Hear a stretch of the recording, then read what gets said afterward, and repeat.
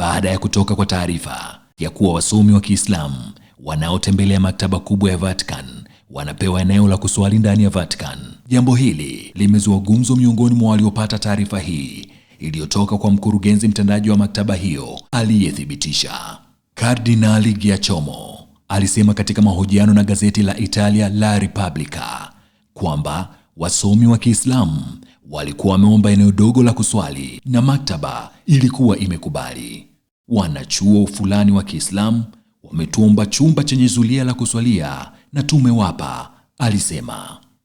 Maktaba ya Vatican iliyoanzishwa katikati ya karne ya 15, ambayo mara nyingi huonwa kuwa kitovu cha elimu ya Kanisa Katoliki, ina maandishi mengi ya dini na tamaduni mbalimbali ulimwenguni. Kardinali alisema makusanyiko yake yanajumuisha Qur'ani za kale sana pamoja na kazi za Kiebrania, Ethiopia, Kiarabu na Kichina. Sisi ni maktaba ya ulimwengu, aliongeza.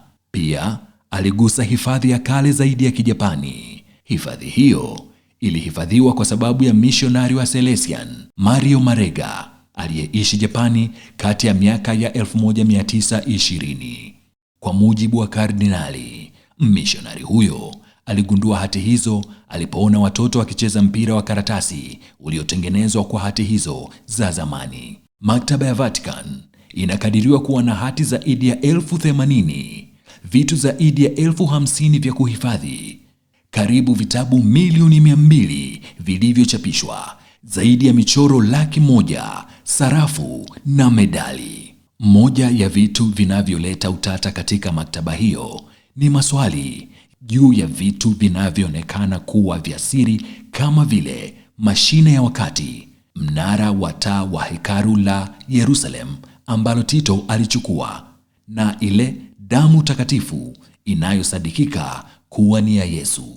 Maktaba ya Vatican iliyoko ndani ya jiji la Vatican, iliyoanzishwa na Papa Nicholas wa tano mnamo mwaka 1951, na tangu wakati huo imekuwa mojawapo ya hazina kuu za ulimwengu za ujuzi wa Kikristo na wa kibinadamu.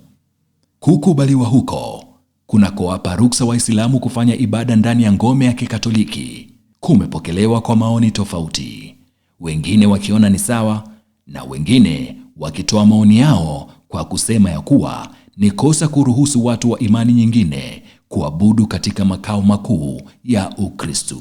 Kwako imekaaje hii?